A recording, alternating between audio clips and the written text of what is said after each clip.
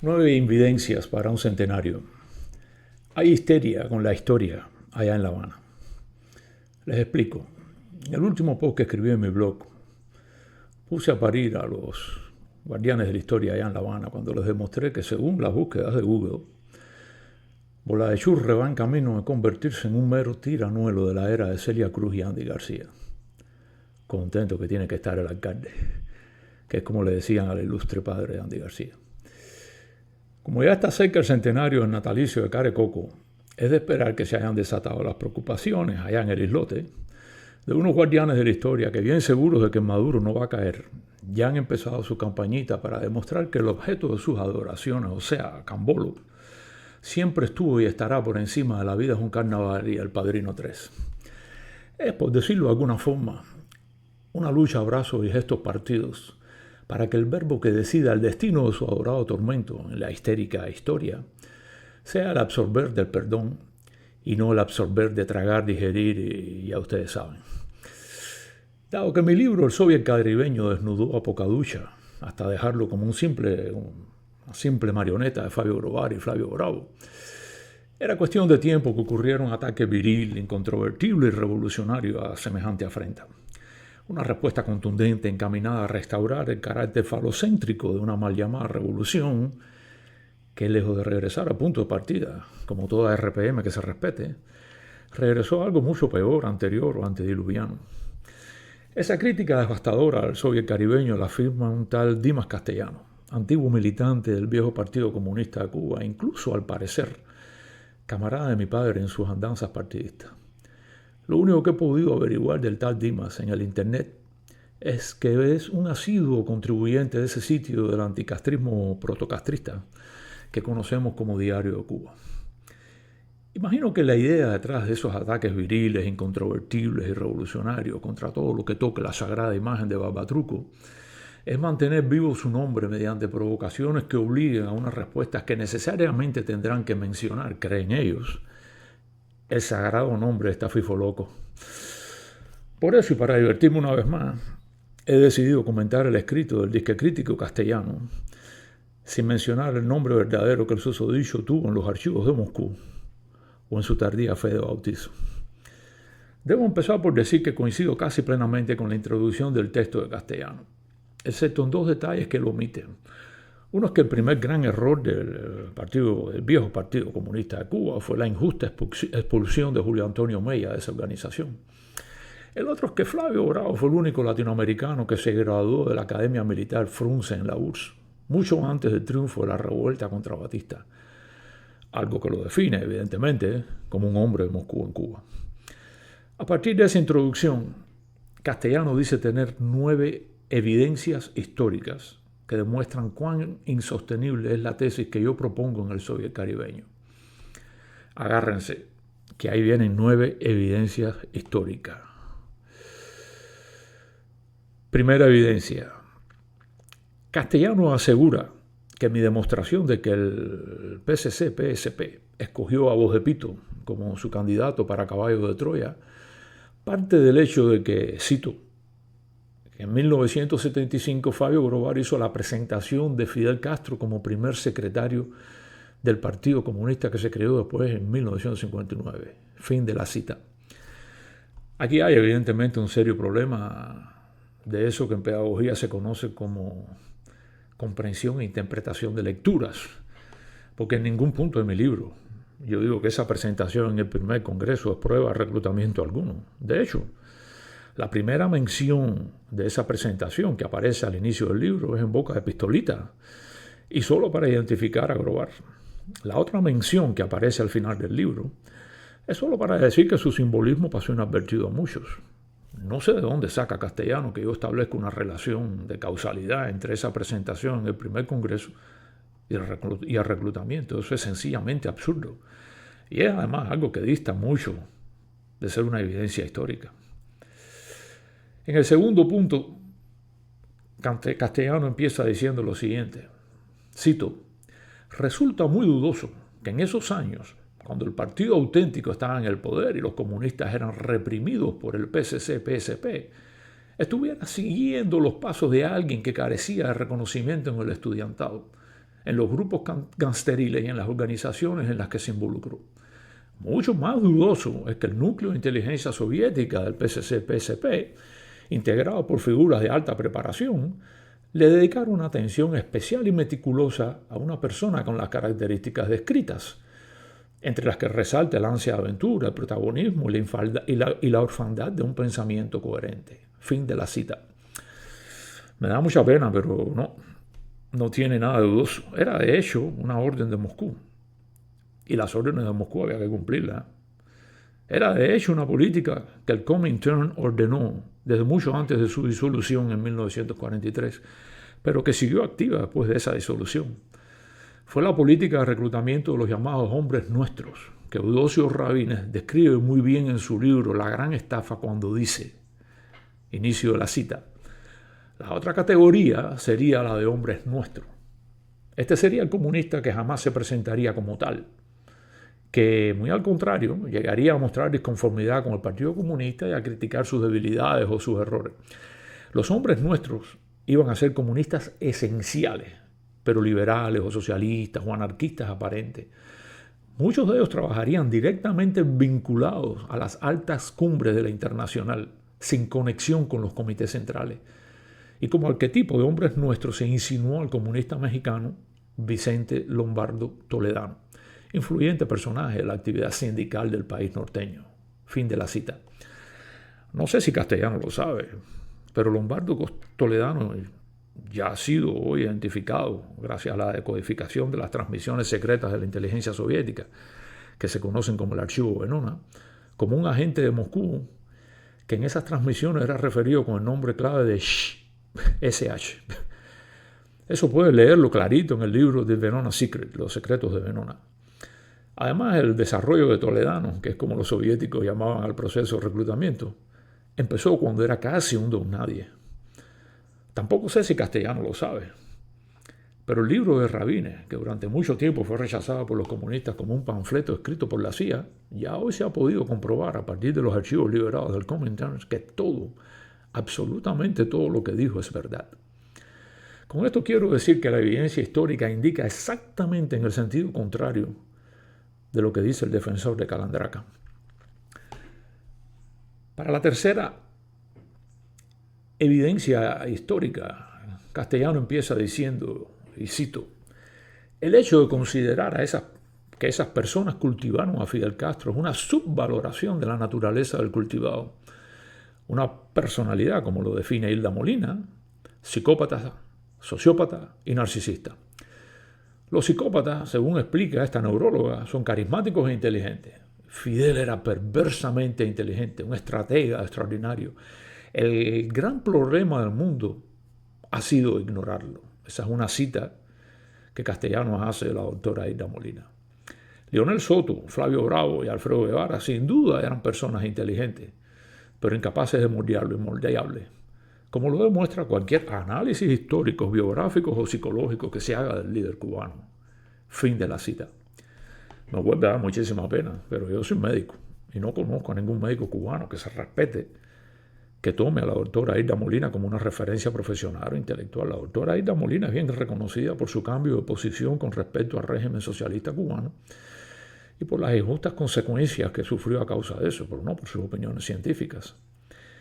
Años antes de que Hilda Molina diagnosticara públicamente a Guarapo como un psicópata, ya había escrito un artículo titulado Castrocomio, que está en el internet, en el que usé los criterios diagnósticos de Robert Hare, el experto mundial en definición y diagnóstico de psicopatía, canadiense por cierto, para demostrar no solo que Patilla era un psicópata, sino que era un psicópata de libro de texto o de textualidad.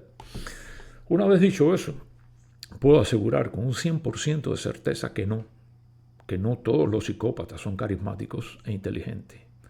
Yo no sé si Hilda Molina lo dijo, y si lo dijo yo no sé dónde está publicado porque Castellano no lo refiere. Pero lo que sí sé es que eso es absolutamente falso. Creo que el autor de la crítica a mi libro, al no ser médico, tiene una gigantesca confusión entre los psicópatas no exitosos, la gran mayoría de las personas con esa condición, y los psicópatas exitosos, una minoría dentro de las personas con esa condición. Las cárceles de este mundo están repletas de psicópatas no exitosos que tienen de carismáticos e inteligentes lo mismo que yo tengo de astronauta. La otra confusión que tiene Castellano es esa que le impide reconocer que Boniatón fue un guajiro bruto en un país que, si por algo se caracteriza, es por la extraordinaria inteligencia de su gente de campo. Si algo me gustaba a mí cuando iba a las escuelas al campo era escaparme de los surcos para irme a conversar con los guajiros. Unas horas de conversación equivalían a varios libros leídos. Con Malanga, sin embargo, uno salía en un discurso de varias horas sin saber qué demonio dijo o quiso decir. La confusión con la inteligencia de Molavisca quizás tenga su origen en que el tipo fue portador de dos características o capacidades que muchos confunden con la inteligencia. Una es la memoria, y es bien sabido que Pangola tuvo una memoria extraordinaria que aparejada con una inteligencia normalita. Muchas veces le hacía lucir mucho más inteligente que lo que realmente era. A eso también hay que sumarle que los psicópatas, al carecer de empatía, tienen una capacidad casi infinita para manipular a sus semejantes, y muchas veces esas manipulaciones son tomadas, incluso por las propias víctimas, como signos de inteligencia. Robert Hare, por ejemplo, cuenta en uno de sus libros que en ocasiones tenía que reírse porque un psicópata que él tenía bien diagnosticado, al que llevaba más de 20 años tratando y del que sabía que tenía un coeficiente de inteligencia muy inferior al suyo, lograba manipularlo de nuevo. Si el camarada Castellano se niega a aceptar que el tiranosaurio fue un tipo de inteligencia bajita y para la esquina afuera, cosa que es su derecho, puedo pasar a comentarle algo en lo que quizás él no haya pensado. Me refiero al hecho de que los psicópatas, como nos cagamos, lejos de ser tan inmoldeables o no manipulables como Castellanos necesita pensar, en realidad muchas veces son más fáciles de manipular que las personas normales. La razón de eso es que en no pocas ocasiones los psicópatas son portadores de rasgos muy acentuados de sus personalidades que pueden ser explotados como vectores de manipulación psicológica o como vulnerabilidades que permiten lograr sin grandes esfuerzos que el manipulado haga lo que de él se espera. En el caso de Quimbombó, hay varios vectores de su personalidad que no hace falta ser un licenciado en psicología para reconocer que lo hicieron muy vulnerables a las manipulaciones. Siempre fue portador, por ejemplo, de una megalomanía enfermiza, de una paranoia exagerada, de una vanidad absurda y de una marcada tendencia a la violencia con ventajas. Fueron esas características, por ejemplo, las que usaron los miembros del MSR de Maferrer, el Movimiento Socialista Revolucionario, para lograr que acabadito de llegar a la universidad, Muerdiuy le cayera a tiro de lejos y por la espalda, claro está, a dos simpatizantes de la UIR, Leonel Gómez y Freire Andrade. Si esa manipulación la lograron dos improvisados del MSR, es fácil imaginar cuánto pudieron lograr los hombres del PCC-PSP, que contaban con una organización que tenía entre sus fundadores de 1925 al padre de la psicología cubana, Alfonso Bernal del Riego, y a psiquiatras de la talla de Bustamante, Castellanos, González Martín y un larguísimo etcétera.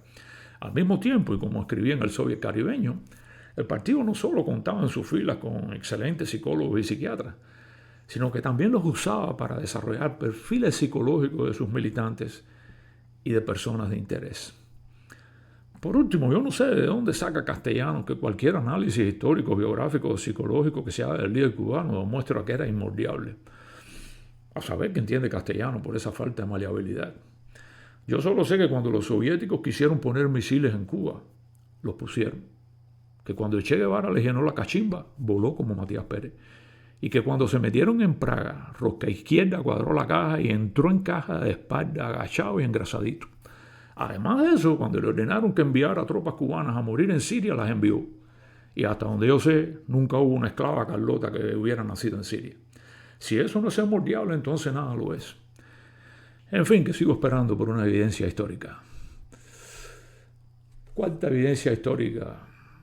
En este punto, Castellano empieza dando una cita textual de mi libro que dice así: al salir de prisión, Fidel Castro usó como cuartel general un lugar que estaba en la misma cuadra de un local que Fabio Groar había utilizado en 1950, para después concluir que Cito, esta afirmación es una conclusión forzada. Por las mismas razones que utiliza el autor para ese razonamiento, se podría concluir que elegir como cuartel general un lugar ubicado en la misma cuadra que años antes había utilizado Grovar era cualquier cosa menos el lugar adecuado. Aplausos. Aquí tengo que empezar por pedirles disculpas a los lectores del camarada Castellano, porque han sido vilmente manipulados de una forma que si no tienen la posibilidad de leer El Sóviet Caribeño, les costará mucho trabajo comprobar. La oración que Castellano usa para demostrar su punto está sacada completamente de contexto. Un contexto de varias páginas en el que yo desarrollo la idea de que el PSC-PSP tenía zonas en determinados barrios de La Habana con una alta densidad de negocios, casas, instituciones, piqueras, etcétera, que estaban controladas de alguna forma por el partido. Eso se hacía por una razón de seguridad que permitía los avisos tempranos en caso de la llegada de la policía y que también facilitaba las vías de escape en esos casos.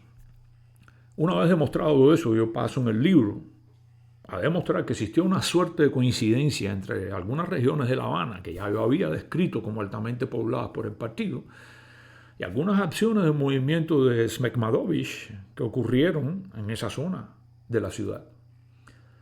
También hablo en el libro del hecho de que los dos pueblos más comunistas de Cuba eran Regla en La Habana y Manzanillo en Oriente, y que no me parece casual que a Regla hayan terminado llamándola, por su apoyo al movimiento 26 de julio, la Sierra Chiquita, o que ya Teherán hubiera estado supuesto a desembarcar bien cerquita de Manzanillo. Hay muchos ejemplos en el Soviet Caribeño de coincidencias en localidades que inicialmente fueron fuertes en la presencia del partido y después lo fueron del movimiento 26 de julio. Sacar un ejemplo fuera del contexto de los otros para así poder decir que no se sostiene es cuando menos un acto de deshonestidad intelectual. Pero bueno, a eso ya nos tiene bien acostumbrado el socialismo cubano.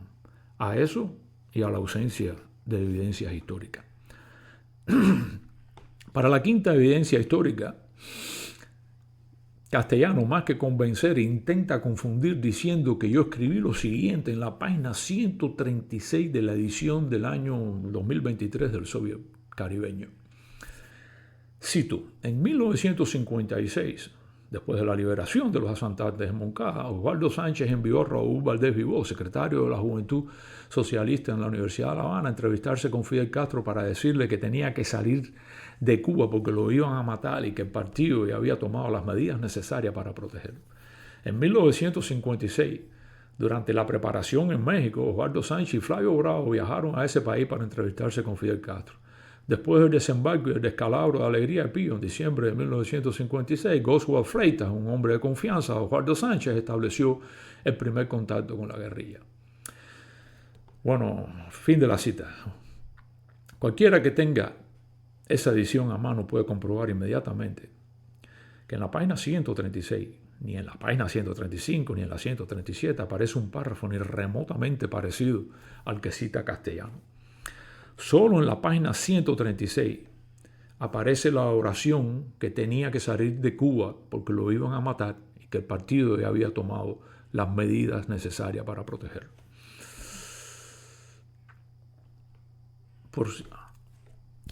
Enseguida yo supe que yo no había escrito ese párrafo por una sencilla razón, y es que me consta que la liberación de los asaltantes de Moncada ocurrió en 1955.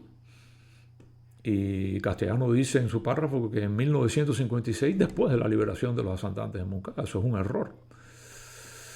Una vez inventado el párrafo de Marras, Castellano pasa a decir lo siguiente. Cito, en 1956, después del asalto de Moncada, el Fidel aventurero, rechazado en las elecciones democráticas, devino figura política. Ese giro no podía pasar desapercibido para el resto de las fuerzas políticas, mucho menos para la inteligencia del PSC-PSP, que gozaba de una rica experiencia en la penetración de personas, sectores y asociaciones. Por esa razón, las acciones de Osvaldo Sánchez, Flavio Bravo y Oswald Freitas pueden explicarse.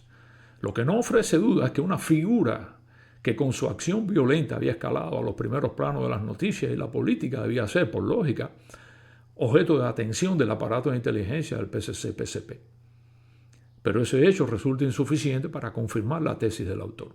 Fin de la cita. Bueno, eso es algo así como decir que Gepetto fue a ver a Pinocho porque este ya era famoso, pero sin mencionar para nada que Geppetto había sido el hacedor de la marioneta. No digo yo si tiene que inventar un párrafo que yo nunca escribí, porque lo que yo sí escribí en la página 135 del Soviet Caribeño fue que a partir de 1955 no existe una sola etapa de la revuelta castrista en la que Oswaldo Sánchez no estuviera profundamente involucrado. O sea, que el PSC-PSP, cuyo aparato de inteligencia había apoyado y teledirigido a Armando Guerra durante la preparación de los asaltos a los cuarteles Moncada y Céspedes, que había evitado con Sarria que lo mataran, que lo había protegido en la cárcel de Boniato con Ordóñez y Tomasevich, que había creado a las mujeres martianas para que le dieran apoyo y que había desatado la campaña nacional e internacional para su liberación, siguió después de la liberación de los moncadistas y de la llegada de estos a México, haciendo exactamente lo mismo que había hecho antes, apoyando y teledirigiendo.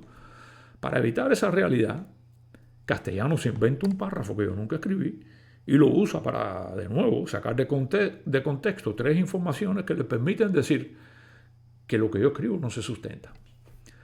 Creo que tantos años de ejercicio de falso periodismo, sin derecho a réplica, han terminado convenciendo a los escritores del socialismo cubano que sus lectores son realmente retrasados mentales y por tanto incapaces de detectar sus trucos y mentiras. Ni idea tienen de cuán equivocados están. Igual, cuando encuentren alguna evidencia histórica, avísenme, por favor. Para el sexto punto, dice Castellano, y cito: otro hecho al que se refiere a Aguilera es la reunión de Altos de Mompié, donde Fidel Castro aprovechó el fracaso de la huelga del 9 de abril de 1958 para hacerse el control absoluto del movimiento 26 de julio. Enzo Infante, jefe de propaganda del movimiento 26 de julio, citado por el autor del libro, asegura que la existencia y amplitud del aparato de inteligencia con el que Fidel Castro contó desde la Sierra Maestra es altamente reveladora de las relaciones tempranas del castrismo con los comunistas. La afirmación de Enzo, utilizada por Reinel, pudiera tener valor si no hubiera sucedido lo mismo después del proceso, en el proceso de concentración del poder en su persona, como aconteció de forma recurrente luego del triunfo de la Revolución. Para demostrarlo, basta citar tres ejemplos: Urrutia, Miró Cardona y Aníbal Escalante. Fin de la cita. Y a partir de ahí se lanza Castellano en una historia del tabaco para intentar demostrar que las defenestraciones de Urrutia, Miró Cardona y Aníbal Escalante fueron obras de la genialidad de Chacumbele, porque según Castellano, y la verdad es que yo no sé de dónde saca eso, después del triunfo de 1959, Sputnik ya no contó con el apoyo del Núcleo Central de Inteligencia Soviética del PSC-PSP. La pura realidad, sin embargo, es que después de 1959, el Núcleo Central de Inteligencia Soviética devino poder, se convirtió en la seguridad del Estado y tuvo acceso a muchísimos mecanismos de recolección de información, de influencia y de represión con los que no contaba antes. Para empezar, el Núcleo Central de Inteligencia Soviética se hizo de todos los archivos de los antiguos cuerpos represivos de la República. Pasó a controlar todos los sistemas de escucha telefónica que la inteligencia de Batista ya tenía implementado y pudo dirigir con mucha más eficiencia a todos los criptocomunistas que desde décadas y lustros antes tenía infiltrados dentro de la policía, el BRAC, el Servicio de Inteligencia Militar, el Buró de Investigaciones, etc. Todo eso fue puesto en función de estropajo. En el caso de Urrutia, por ejemplo, además de controlarle todas sus llamadas telefónicas, le pusieron de chofer y tracatán, que hasta tenía que ir de compra con la mujer del presidente, nada más y nada menos que al comunista José Ramón Machado Ventura, quien a cada rato iba a quejarse a la China sobre el absurdo que significaba que a él, un médico cirujano, lo tuvieran de llevitrás del presidente. A lo que la China socarronamente siempre le respondía que él estaba en la posición más importante en la que podía estar en ese momento. Al mismo tiempo, el posicionamiento de Oswaldo Orticó, un criptocomunista, en el punto adecuado para poder convertirse en el heredero natural de Urrutia, fue un trabajo del Núcleo Central de Inteligencia Soviética que nada tuvo que ver con la genialidad de Pocholo. Igual, en la defenestración de Aníbal Escalante, Manuel Eva fue mucho más instrumento que instrumental. En el Soviet Caribeño están referidos los documentos hoy liberados y disponibles en los archivos de la antigua presidencia soviética que describen la reunión del defenestrado con la alta dirección del PECUS cuando llegó a la URSS. A partir de esos documentos queda bien claro que en la reunión en la que se tomó la decisión de defenestrar a Aníbal participaron Carlos Rafael Rodríguez, comunista, Blas Roca, comunista, Flavio Bravo, comunista, y Capitán Araña. Eso echa por tierra la idea de que esa defenestración fue idea de quien tú sabes y no de un Fabio Brovar que acababa de regresar a Cuba unos meses antes y ya estaba poniendo orden en su realengo. Compro evidencias históricas y vendo enanitos verdes. Para la evidencia número 7, para la séptima evidencia, dice Castellano, y cito, en diciembre de 1964, en la Asamblea General de la ONU, el Che aseguró que en Cuba se había fusilado, se estaba fusilando y se seguiría fusilando, lo cual puso en evidencia, según Aguilera, la verdadera naturaleza del régimen cubano. Luego, en la conferencia de solidaridad afroasiática celebrada en Argelia el 24 de febrero de 1965, dijo: ¿cómo puede significar beneficio mutuo vender a precios de mercado mundial las materias primas que cuestan sudor y sufrimiento sin límites a los países atrasados y comprar a precios de mercado mundial las máquinas producidas en las grandes fábricas automatizadas del presente? Si establecemos ese tipo de relación entre los dos grupos de naciones, debemos convenir en que los países socialistas son, en cierta manera, cómplices de la explotación imperial. Palabras que para Aguilera terminarían costándole la vida a Che Guevara, claro está. Y después añade: estas citas juegan en contra de los criterios del autor. Lo que las mismas demuestran es el olfato de Fidel Castro y su disposición de hacer cualquier cosa para sostener su proyecto, el cual sencillamente necesitaba de la URSS. Y la conducta de Che era un obstáculo. Fin de la cita. Y la verdad es que me dejó tirado en la cuneta, sin entender absolutamente nada. Porque si Rebote tuvo olfato y se deshizo de Guevara para sostener su proyecto, entonces ¿era moldeable o no era moldeable? Y aquí ya estoy empezando a sospechar las incoherencias intelectuales de la senectud ideológica. Por evidencias habrá querido decir invidencias históricas. Para la evidencia número 8, dice Castellano, y cito: aquí se repite la misma falta, no tener en cuenta la personalidad de Fidel Castro. Esos hechos y otros dentro y fuera de Cuba no se pueden entender y mucho menos explicar sin partir del egocentrismo del líder. No fue un resultado de la casualidad, con tantas figuras brillantes que tomaron parte en el proceso revolucionario, que Fidel terminara como comandante en jefe, primer ministro, secretario, el único partido permitido. Fin de la cita. Bueno, creo que eso ya fue respondido cuando aclaramos la enorme confusión que, por no ser médico, Castellano tiene con respecto a la personalidad de Mancha de Plátano y la confusión que tiene entre los psicópatas exitosos y los no exitosos. Además de eso, en un momento determinado, Castellano dice que Nikita obtuvo que la crisis de los misiles fue para lograr que los americanos quitaran los misiles nucleares que tenían emplazados en Turquía. Y decir que los misiles americanos en Turquía tuvieron algo que ver con la crisis de octubre, o que su retiro fue una concesión de Kennedy a Nikita, es una barrabasada histórica.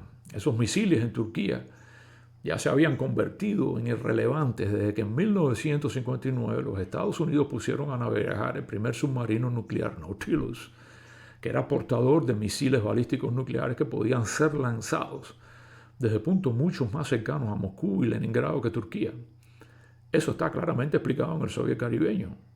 Y hoy no existe ningún analista serio de la Guerra Fría que no vea esos misiles en Turquía como un cuento para salvarle la cara a Nikita Khrushchev en aquel momento.